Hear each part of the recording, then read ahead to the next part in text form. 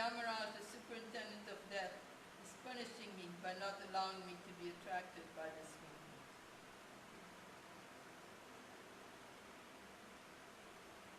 So tonight I would like to speak to you about a great saint, Brahmananda Thakur.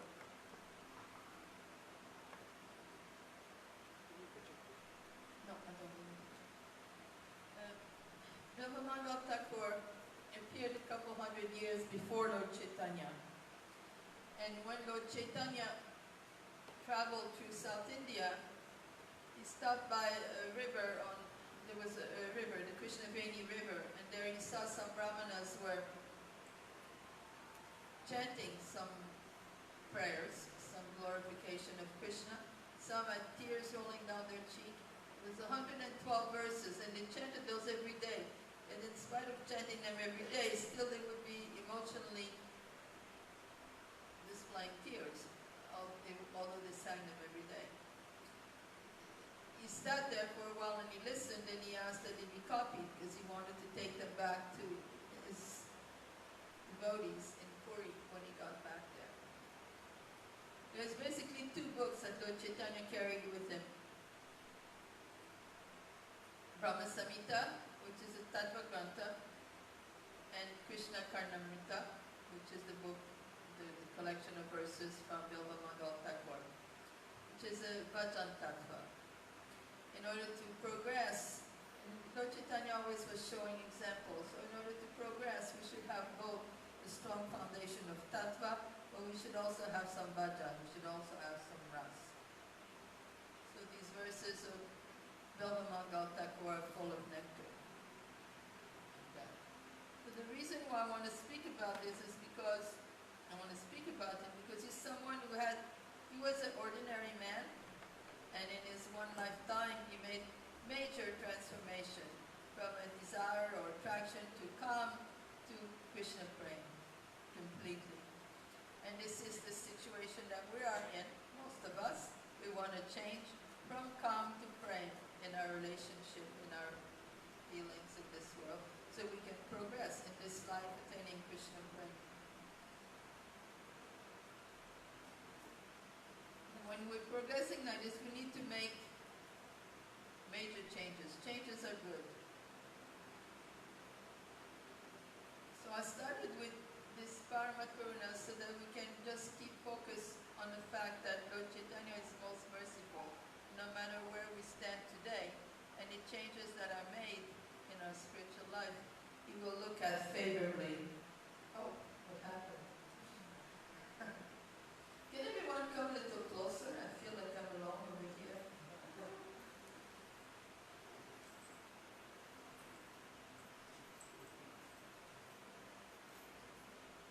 So, the story of Bilvamangal Thakur is someone who found his weakness.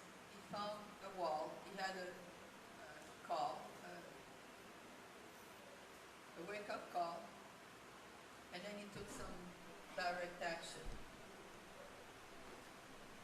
The idea of wake-up call is something that actually we should all know about wake-up call, because at one point we joined this movement. In the second generation also, at one point you have to make a decision. This is for me or this is not for me. And this is usually this kind of wake-up call that comes. We're in a situation and we're thinking, no, I don't want the material world. I want something else. This is not what I'm looking for. So similarly, Bilvamangal Thakur, he had a wake-up call and he took action. Then he met Krishna.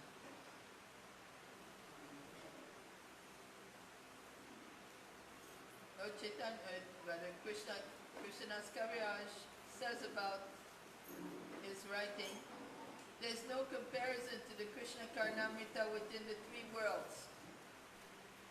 By studying this book, one is elevated to the knowledge of pure devotional service to Krishna. So this is the power of his writings.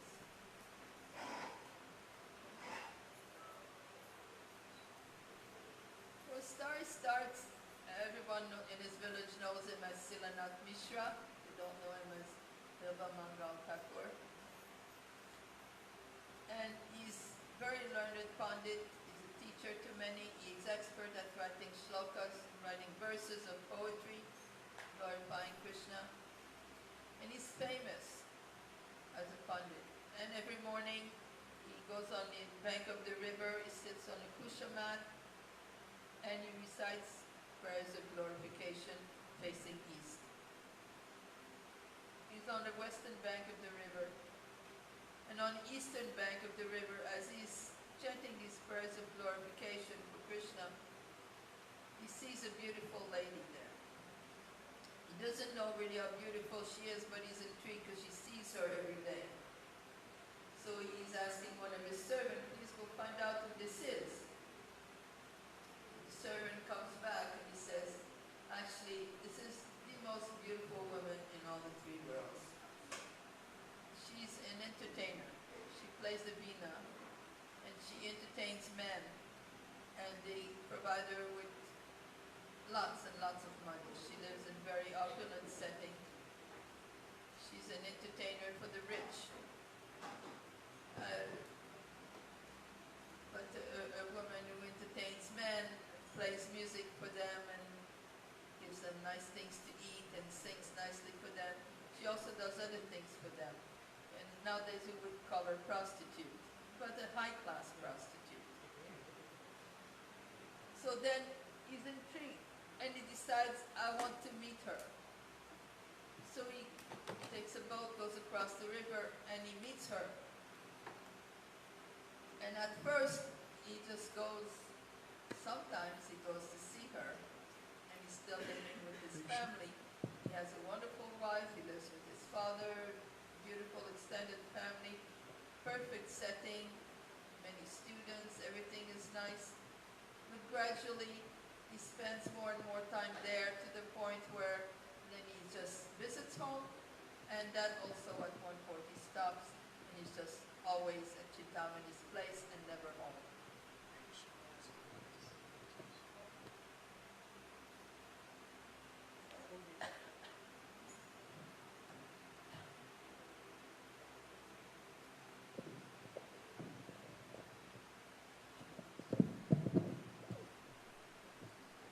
Now, if you put yourself in his father's position, he used to have a son who was famous as a Pandit, and now his son has become a debauchee.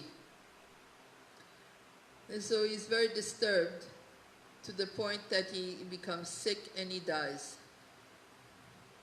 So when his father dies, Bilvamangal Thakur's wife goes to Chintamani and she says, in the name of Dharma, please let me have my husband at least for the day so that he can tend to the funeral.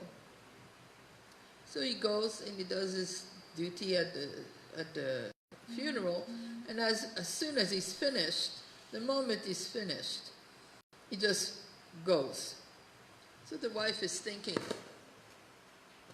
why leaving so quickly? You know, so many friends and relatives are there, this doesn't look good, and you know, he should stay a little longer, he's never with us anymore. So she's running after him. So, of course, where did he go? He went to the bank of the river and he had all intentions of going to see Chintamani. When he reached the edge of the river, there was a storm developing.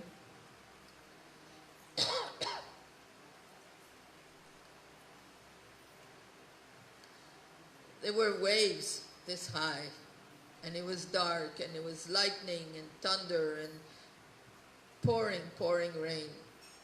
No boats were around. No boatmen were, with any sanity, were there to cross the river. So he stood on the bank of the river and he's thinking, if I try to cross, I might die. But being completely covered with illusion, maybe some of us have known illusion before, and when you're in illusion, it's crazy the things you think of. So he's thinking, but if I don't cross, I will surely die of separation from Chintamani. So he proceeds across the river. His wife arrives a few minutes later and she sees that he's already gone into the river. So she's thinking, oh, she's despondent, like, what kind of a wife I am. I couldn't even keep my husband. And now my father-in-law is also gone. What do I have to live for? I should just end my life right now. And she enters the river, hoping to drown, and she drowns. Now Bilvamangal is struggling to get across. He gets about halfway and he's having second thought, oh, don't know if I can make it. And he looks and it's as far both sides. And he doesn't know what he's going to do, how he's going to get across. Then he sees something floating by, he hangs onto it, and he makes his way across the river. And he gets across and he starts banging at the gate, shaking the gate. The gate is locked because it was bad weather, so she locked early, thinking, oh, surely he won't come, look at the weather.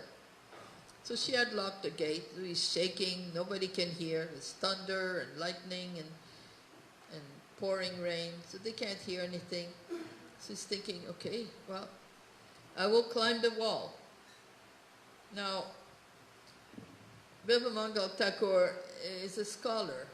He's a poet. He's not a wall climber. He's not an athlete in any way. Already he went across the river somehow, so he's thinking, oh, how will I do this? Then he sees a black rope. Oh, I will hold on to the rope, I will make my way up. And he climbs up using the rope. He gets to the top. From the top, on the inside, he jumps, but he hurts himself, falls down badly, and he has bruises and scratches everywhere. But from inside, Chintamani and her servants, they hear the thump when he fell. So they go to see what it is, and they see, oh, it's Bilvamangal. So first, before anything else, they clean him up, give him clean clothes, and dress all his injuries, clean his injuries. And then the servants bring him into the main hall, and Chintamani looks at him, and she's thinking, this is ridiculous. What's going on? You know, we did all that to come here? So already she's thinking like this. So she says, how did you cross? Look at the weather. And he says, oh, my love, you sent me a boat and you even hung a rope for me. I can understand your attachment and your love for me. So she says, what? Let's go see. So then they go to see what was this floating thing. And then they find that actually it was the dead body of his wife that he hung on to cross the river. And to climb the wall, there was a snake who had buried his head in between two bricks. And he hung on to that snake to climb. So they go back inside, and now Chintamani says, they call you Bilvamangal? What is auspicious about you? You're completely inauspicious. You're amangal. Not mangal. You're amangal. I would consider you an intelligent person if you had fixed your mind on Shyama-Sundar. But fixing your mind on me like this is shameful. What kind of person are you? This is too much. And then at that time, we were talking about getting a wake-up call or hitting a wall in your spiritual life or in your life in general. She thought, this is it. I can no longer destroy people's lives like this. From tomorrow, my life is changed. I will no longer be here. I will no longer entertain you or anyone else. And because she's preaching a little longer than this to him, then he also realizes that actually, yeah, it's this kind of illusion is there. So they spend one last night together, and it's a night of devotion. She plays songs of glorification, of Krishna glorification on her veena, and he plays the mridanga, and they spend the whole night non-stop glorifying Krishna. And they both realized that actually, although they previously for so many nights endeavored to enjoy and enjoy and enjoy, this night was the night where they felt the most happiness, the night when they spent glorifying Krishna. So comes the morning, Chintamani leaves everything behind. She leaves her money, she leaves her big house, she leaves her servant, her furnishings, her clothes, her cosmetics, everything. She leaves everything behind except for Veena, and she goes to Hardwar. And there she will dedicate her life to singing the glories of the Lord. And Bilvamangal, he goes to the ashram of Somagiri. Somagiri is his guru. He goes there, takes shelter of Somagiri, he explains to him what happened and how he wants to reform himself. Now, when we take these steps of wanting to reform ourselves, Krishna is watching. And all the Agata Sukriti, all the previous sanskars from the previous lives left over, or even from this life, they're dormant. But when we take a step towards Krishna, they become activated. So you want to know what they did in their past life, that all of a sudden they had something to become activated into her, in her case, chanting and him taking serious shelter of Guru? In his previous life, Bilvamangal Thakur was actually a very advanced sannyasi. He was practically on the stage of Bhava. So almost praying, just before praying. He was very advanced. He had one attachment. He wanted to feed all the sadhus. That was very important to him, but he was a man of no means. He was a sannyasi. He has little money coming every day, going every day, but not enough to put on a feast. So he's always looking for where he could get such money, because he would really like to feed the sadhus. So one day the king's daughter died. There was a big procession, and he knew the king's daughter will not be cremated, she will be buried. And when a king's daughter dies and is buried, she's buried with gold and jewels and ornaments. So he follows the procession, and when everyone leaves, then he goes, his intention is to take the gold and jewels so he can have the feast. So he approaches, and then he hears a voice. He says, "What are you doing?" Looking everywhere. And he soon realizes the voice is coming from the girl herself, although she's dead, but the voice is coming. And then he said, "Well, really, all this jewelry and ornaments, it's a little after the fact. You're dead. What will you do with all of this? Better I utilize it to feed the sadhus." She says, "No, I have a better idea. You go see my father, and you tell him that I appeared to you and I told you there is gold under my bed. Buried under my bed is 2 blocks of gold. You go tell my father, he will give it to you." So he does that. And the father is very happy to give him the gold that he finds there. So then he proceeds to order so many vegetables and grains and sugar and milk products and all the necessary things for the feast. And he realizes he's a little short on money. Anyway, he knows where there's more gold and jewels. So he's okay, I'll just go back. So he goes again where the lady is buried. And this time at first he hears nothing, so he gets very close, and then there's a cloth covering her body. And underneath she has no clothes, but her ornaments are there. He just wants her jewels, right? So he uncovers her, and then the voice comes. "This time you've gone too far. You've gone too far. Your attachment to the reputation of giving to the sadhus is your fall down, and it needs to be rectified." And now that you see the naked body of a woman, in your next life you will take birth and be attracted, desperately attracted to a woman. And I will be this woman, but don't worry, I will help you. So this gives you an explanation as to who he is and who she is. She was very pious, she was the king's daughter, and he was a sannyasi. So they were advanced in their previous lives. Just this last little thing was there. So in his previous life, his calm manifested as a desire for reputation. Seems like it was rather subtle. But then in the next life, it just, okay, let's get rid of this quickly. So he came full force. And he lived the life of a debauchee with Chintamani. So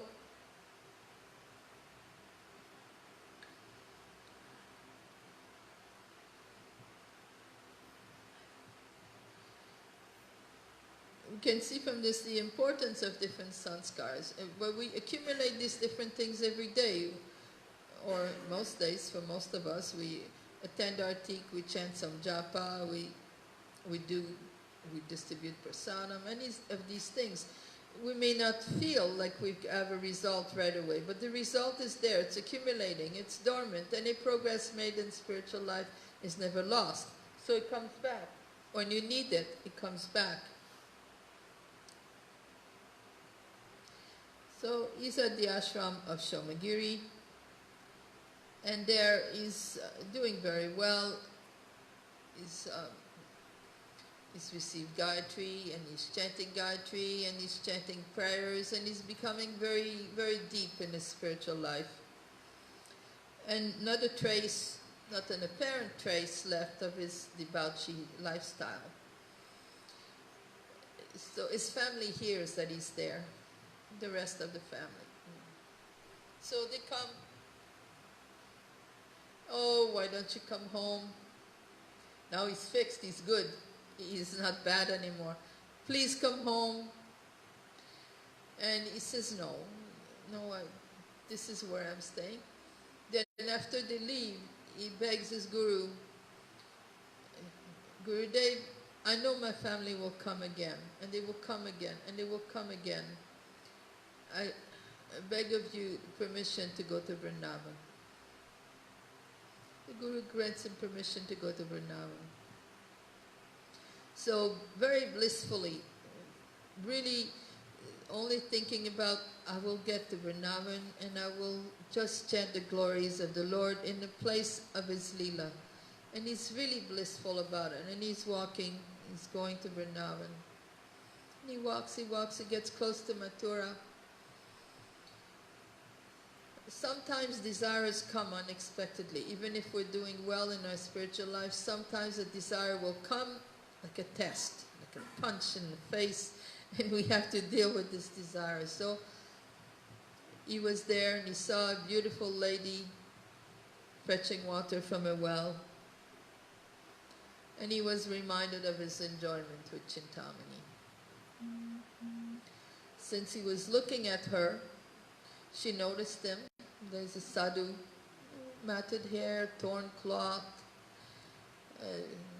rough scratches, beard, unkempt. And she gives him some water, and then he follows her home. When he gets to her house, she's from a very good family, very pious Brahmin husband. She's herself Brahmani. So the pious husband receives a sadhu. Oh, a sadhu has come to bless our house. He says, Sadhu Maharaj, anything you want to, please say, I will give you. Anything you want. So then the sadhu says, and I can imagine that although he said it, as he was saying it, he probably thought, how could I say this? But he said it. He said, I want to be alone with your wife. Please allow me to be alone with your wife. Then the Brahmin thinks, no problem, you please go in that room, wait, I will send her to you. Then he's having to convince his wife a little bit. The wife says, Prabhu, I only know you. Why you send me to a man like this? I can't do that. And he says, who are we to judge the mind of the sadhu? Who are we to criticize him? Please, you just go and serve him. Whatever he wants, you do. So it just took 5 minutes. 5 minutes after he got, 10 minutes after he got the punch from his desires, throwing away his intelligence, now he's sort of back to normal. So she walks in and he says, please give me your hairpin. You can go now. And he takes the hairpins and he pierces both of his eyes. There's pain, there's blood, but he's also feeling extreme freedom. He's very blissful.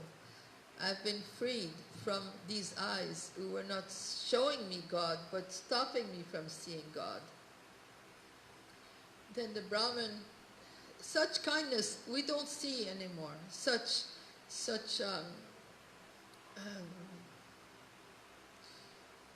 qualification, I would say, the words are lacking. The Brahmin says, oh, he was about to rape his wife, right? And he says, oh, this has happened to you. Please, you just stay here. We will take care of you for the rest of your life. But Bhivamanga Thakur has only one thing in mind. He's going to Vrindavan. He says, please, you let me go to Vrindavan. Now, I don't know if we could make our way to our vehicles blinded. But he has to go to Vrindavan where he's never been before. So he starts walking, and he falls. There's ditches, there's pools of water. He falls and he gets up and he keeps walking. Just keeps praying that he will get to Vrindavan and just keeps walking. One of the times that he falls, a little boy comes by and says, Babaji, where are you going? I'm going to Vrindavan. Oh, so am I. Can I hold your hand? We can go together. And this way they walk together. And that little boy every day gives them a pot of sweet rice.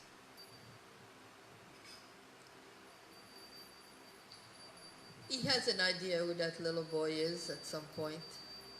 They get to destination and the little boy builds him a hut.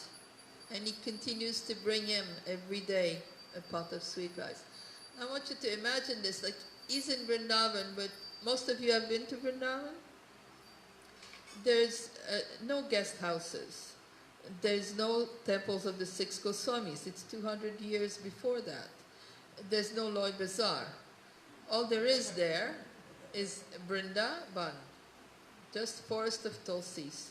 So he sets up, his hut is on the bank of Brahmakund. It still is. So he's there, and every day the boy comes and brings him sweet rice. Sometimes he tries to catch him. But he can't, he's blind, and the little boy is too quick. So he writes this verse. I want you to listen carefully because his poetry is different. It has humor and it has so much nectar in it at the same time. So he says, oh Krishna, I'm blind. Is it really so astonishing that you can escape from my hand? If you could, however, remove yourself from my heart, I would consider you a real hero. So he comes like this every day. Now, if we go to what's happening with Chintamani, because they had what materially we would call a very deep connection.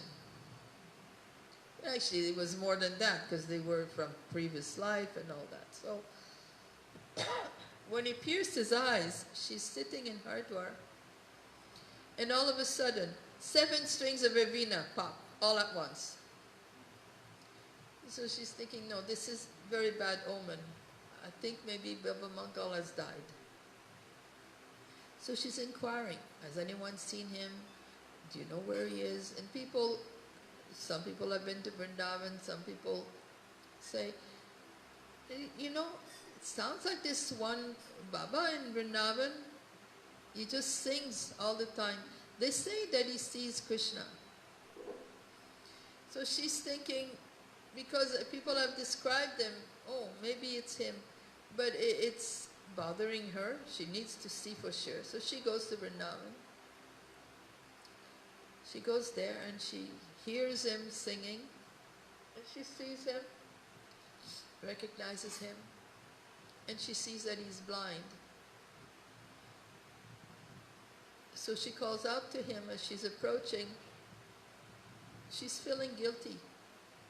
She says, "Did you do this to yourself? Is it because I chastised you so severely? Tell me what happened." And he just hears her voice and says, "Chintamani, it's you. Come closer." Don't worry, no illusion this time. He offers dandavats. He offers dandavats to her. And, "Please take some sweet rice." And she says, "But that's yours. You keep for you. Tell me what happened." And eventually he tells her what happened. But he still wants her to take the sweet rice. He keeps saying, "Take the sweet rice." And she keeps saying, "Well, where'd you get the sweet rice from?" He says, "Your sweet rice. I can't take your sweet rice." He says, "Oh, one little boy, he brings me sweet rice every day." And he starts telling her about this little boy, how he helped her get to Vrindavan, and now he built a hut for him, and now he's bringing him sweet rice. And then she says, "Well, maybe if he brings more, then I will take." Then a voice in the distance says, "Blind Baba, I have more sweet rice for you." It's always nice to have more sweet rice. I'm bringing you more sweet rice. "Oh, come, come, come." Then she says, "It's him, it's him." So he gets close. Now, Chintamani, she's not blind. So she grabs him by the feet. She can grab him. She's holding on to him. And Bilvamangal understands in the shuffle what has gone on, and then he tells the little boy, he says, "Please, show her your real form. She's my guru."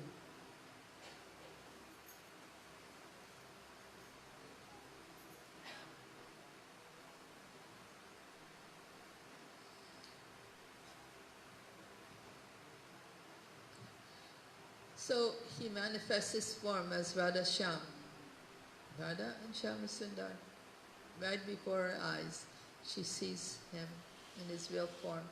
And Bilvamangal sees also Krishna and Radha in his eyes from his heart. So this is a story that's, someone who was relatively ordinary, just going one life after another, trying to get rid of his anarthas. This anartha of being proud of being a good devotee, of getting recognition from devotional activities, it can linger on all the way to prema. It's easy to get rid of meat-eating, intoxication, gambling, illicit sex, that's nothing. But the pride in being a devotee, these anarthas born from devotional life, they linger on. Because actually, how can you be proud of being a devotee unless you're a devotee? So he got rid of this. If we look at the first verse of the Krishna Karnamrita, the very first word is Chintamanir Jayati. All glories to Chintamani. All glories to Chintamani and my initiating spiritual master, Somagiri. All glories to my instructing spiritual master. And who's the instructing spiritual master? That little boy, the Supreme Personality of Godhead, who wears peacock feathers in his crown. Under the shade of his lotus feet, which are like desire trees, Jayashri, Radha, enjoys the transcendental mellow of an eternal consort. Like in most devotional books that we come across, there's many verses full Mangalacharna, sometimes repeating every chapter. There'll be Mangalacharna. But Bilvamangal Thakur is like a volcano waiting to explode with all these beautiful verses, so he can't wait. So all there is as far as Mangalacharna is half of the first verse, basically. Chintamani, she's a guru. She's not the initiating guru. She's Bhakma Pradarshaka guru. We have people like this in our lives also. But sometimes we forget to honor them. They may not necessarily be spiritually advanced. They may have many anarthas. But they're the ones who tell us, well, I can't chant 16 rounds, but I know it's good for you. We all have people like that. I can't do it, but you do it. It's good. It's a good thing you're doing this. We have met people like this who give us guidance, although they themselves cannot pursue properly. And they deserve our respect, just like Bilvamangal Thakur gave full respect and even gave Chintamani the darshan, direct darshan of the Lord.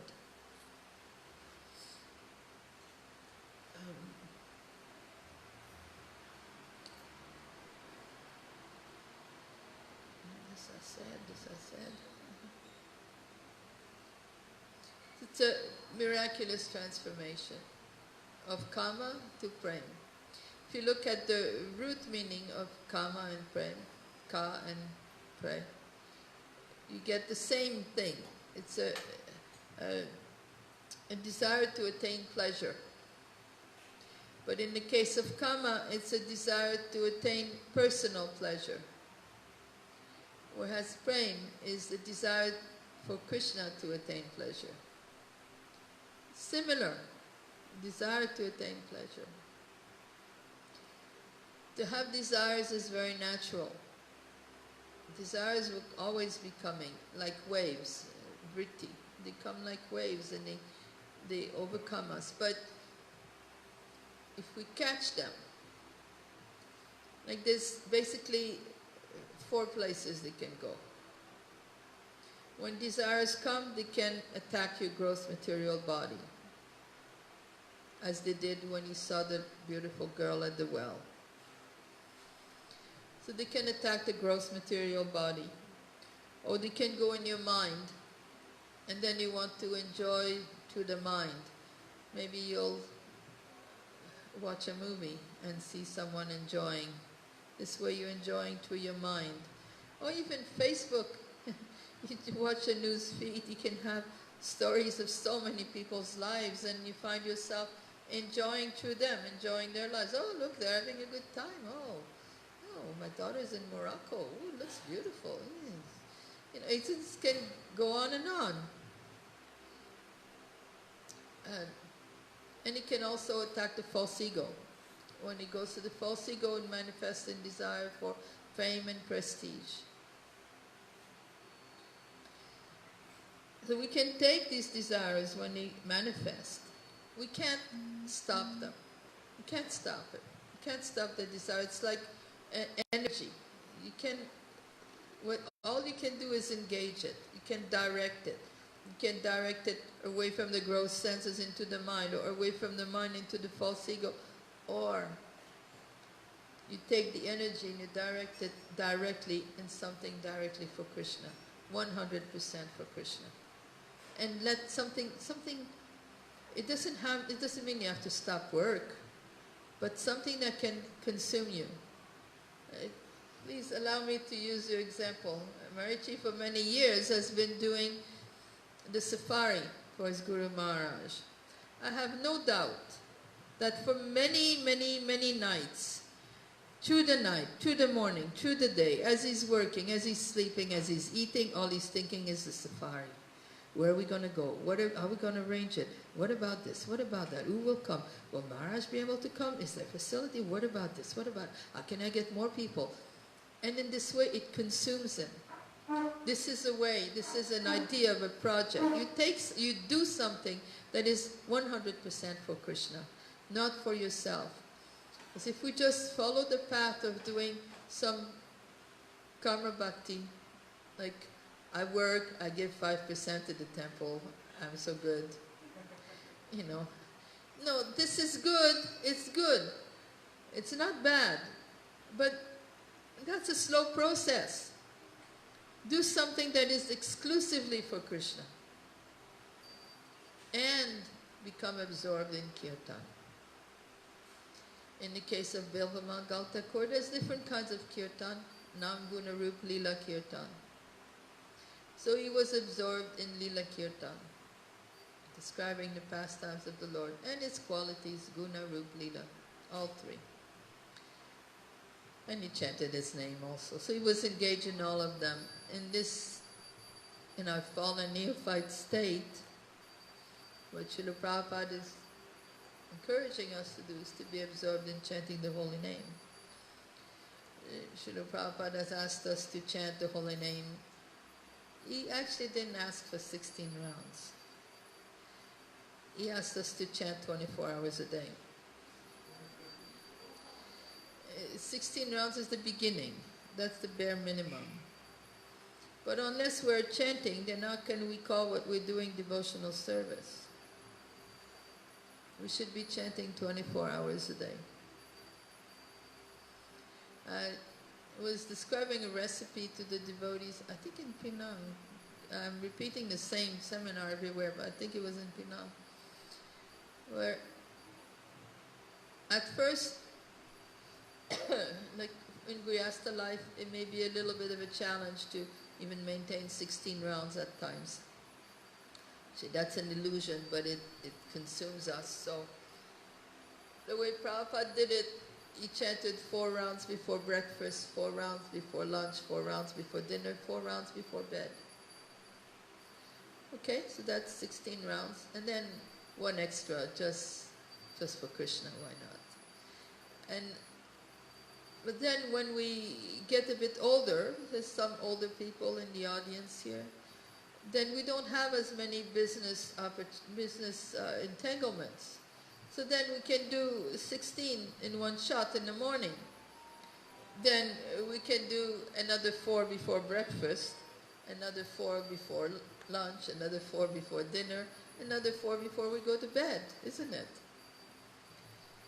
And then we get older again, and we don't have so much energy to do so many things. We're no more working, and really, we can't do so many things.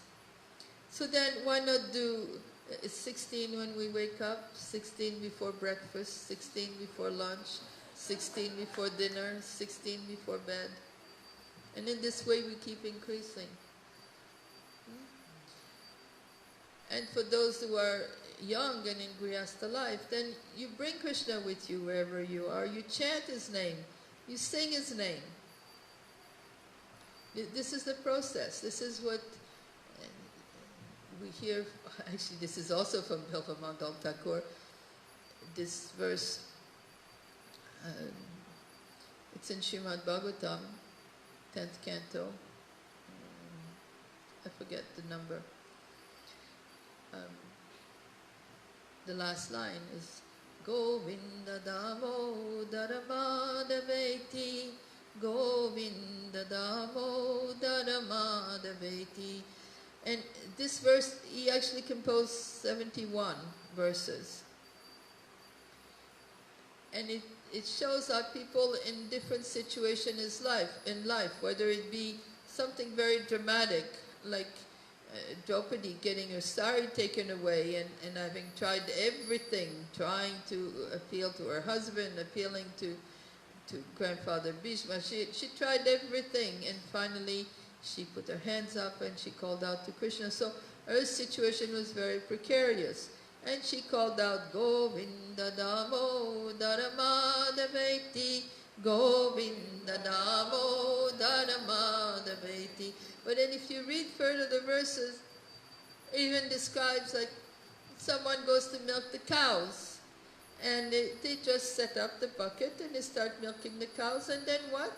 They chant Govinda Damodara Madhaveti, Govinda Damodara Madhaveti, Govinda Damodara Madhaveti, damo dharmadaveti. In this way we can do in everything, every action in our life. You're waking up your husband, you're putting your child to sleep, you're cooking, no matter what you do. Govinda damo dharmadaveti, Govinda damo dharmadaveti. And the other shelter is to be absorbed in Krishna's pastimes. Srila Prabhupada was asked in 1968 by a disciple named Shivananda, who said, is it offensive to think about Krishna's pastimes while we chant?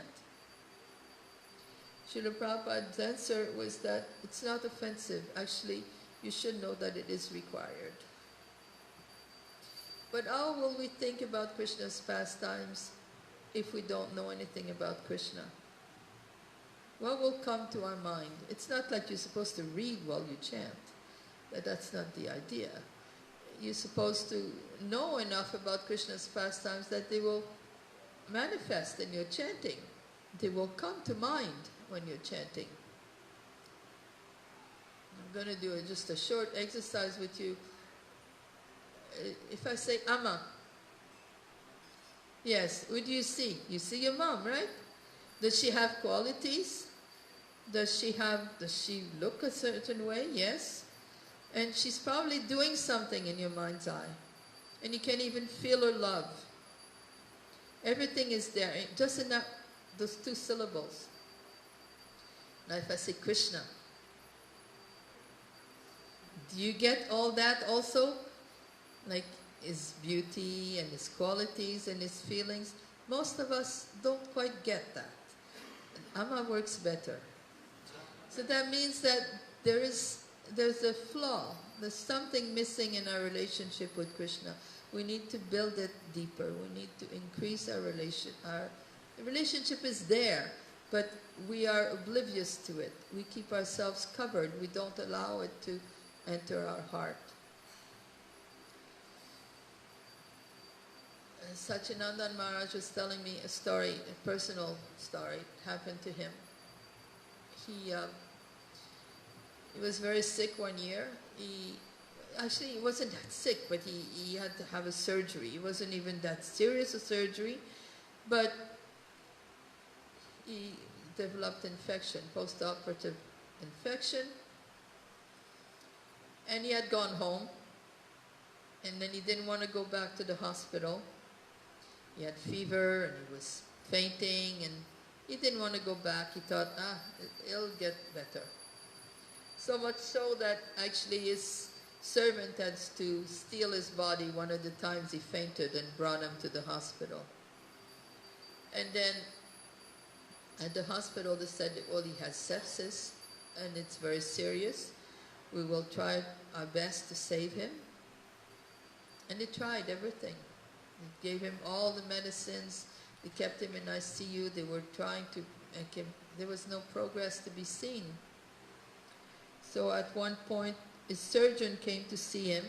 He knew him a little bit personally because of having, done the surgery and so on. And he was feeling bad. And he said, "You're a saintly person.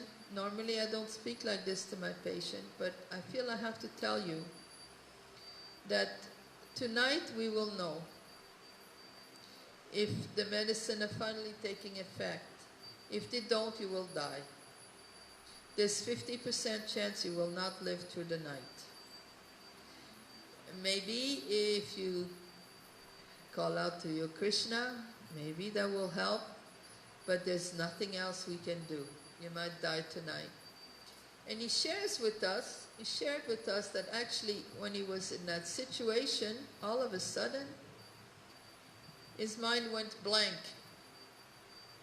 Couldn't remember anything about Krishna. He couldn't. Now, will our mind go blank? We're talking there about very, very serious, dedicated disciple of Srila Prabhupada, a guru to many disciples, someone who has changed hundreds of people's, thousands of people's lives through his preaching.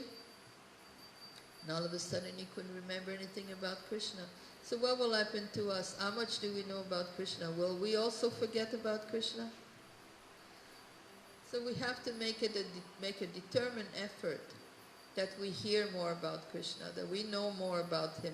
So that when we say Krishna, it's like when I say Amma. You feel His love, you feel His presence, you see His beauty, you see Him doing something. It's automatic, automatic. And every time you chant the Mahamantra, Hare Krishna, Krishna Krishna, Hare Hare, Hare Rama, Rama Rama, Hare Hare, you also see and feel His presence. This will happen by chanting more. So those two things you have to do. Find something to do exclusively for Krishna and get absorbed in His pastimes. Chant His name, glories. Nam Guna Rig Lila. So are there any questions? I'm not sure how I'm doing for time. I don't even know how long I'm supposed to go. Okay, so we take questions, and then maybe if there's no questions, we'll have kirtan. Any questions? Yes. Ooh, I think we need a mic.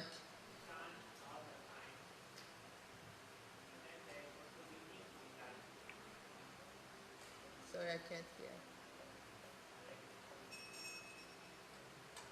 Hare Krishna Mataji. So Mataji was recommending that we chant all the time. But then also we can do reading and all that when we chant all the time, we got no time for reading. That is also glorifying the Lord. I said to be absorbed all the time in Nam Guna Roop Lila Kirtan. So if you're reading about His glories, His Guna Roop Lila, you are also chanting. Especially if you share it with others.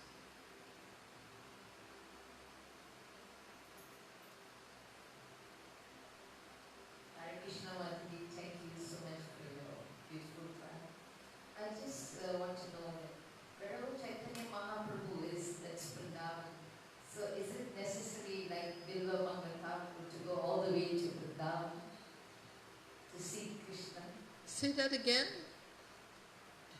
Mataji, I've heard that wherever Chaitanya Mahaprabhu is, that is Vrindavan. Yes. So is it necessary to go all the way to Vrindavan to see Krishna? Well, for one thing, in the case of Bilvamangal Thakur, he lived 200 years before Lord Chaitanya. So he didn't have the option of being with Lord Chaitanya, because he lived 200 years before him. Yes, there is just like Vrindavan, and there is Vrindavan. It's almost the same. But if you can't make your place Vrindavan, then there is Vrindavan. And actually, you can also be physically in Vrindavan and be somewhere else, completely in your mind and completely in illusion, completely in Maya. But this was his desire. He wanted to go to the place where Krishna had his Leela, and there he would compose and chant his glories. There was nothing there. There was nothing in Vrindavan, just a forest. No Chaitanya, no 6 Goswamis. They came 200 years later. But he knew this is the place where Krishna had Rasalila. This is the place where he stole the gopis' garments. This is the place where all his pastimes took place.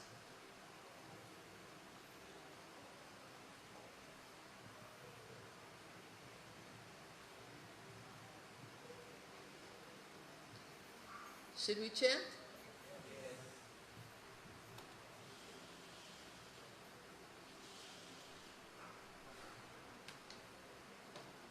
You have to put it more on this side because I always play this side. Yeah.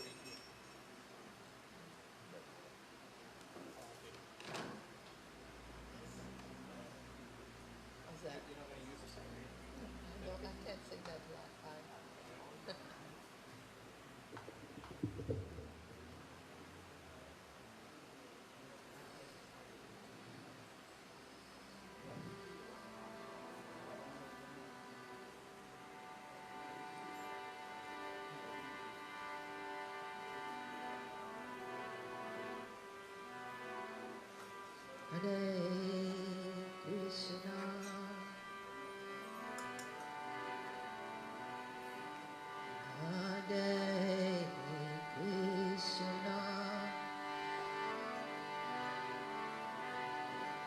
Krishna, Krishna,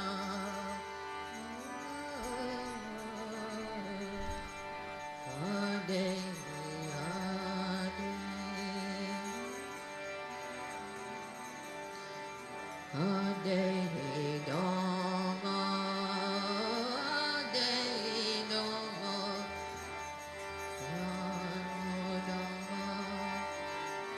Hare Hare, Hare Krishna, Hare Krishna, Krishna, Krishna, Hare Hare, Hare Rama,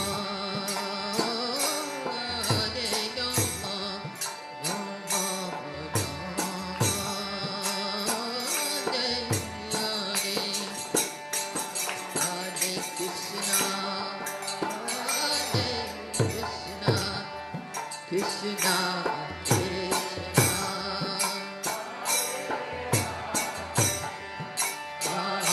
Rama,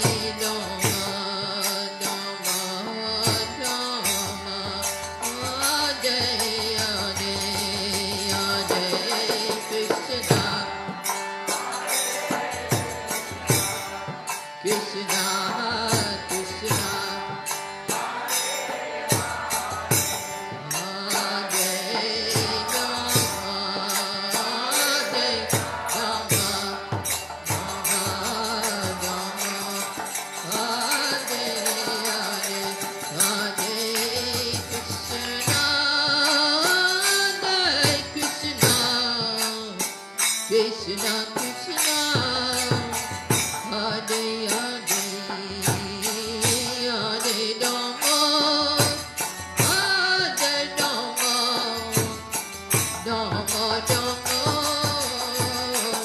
Hare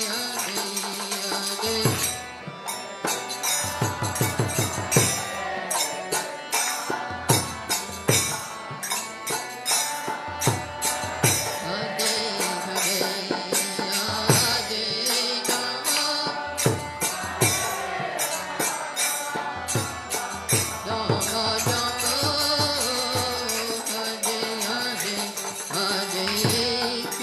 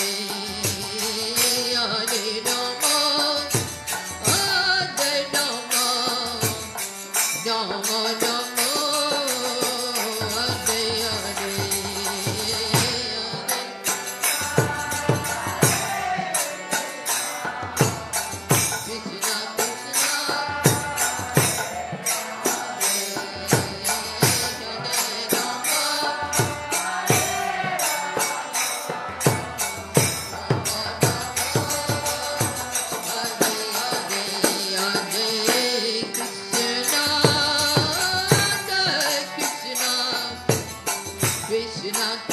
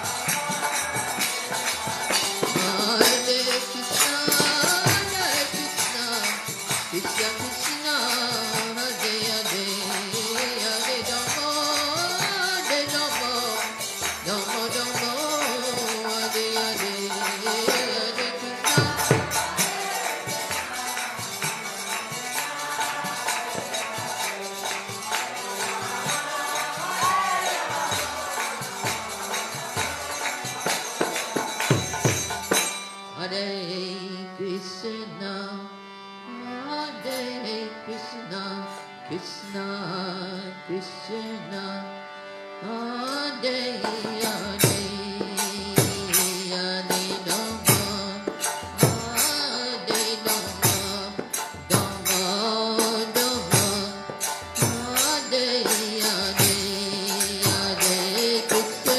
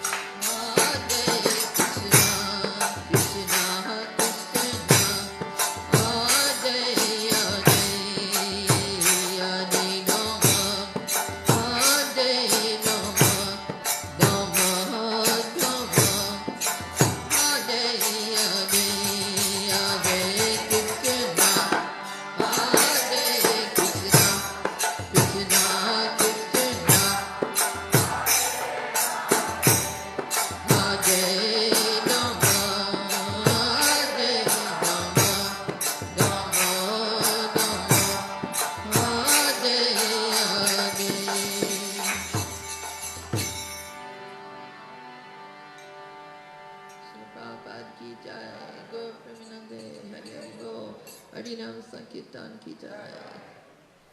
So we see each other tomorrow night again. Tomorrow night we will speak specifically on how to improve our chanting.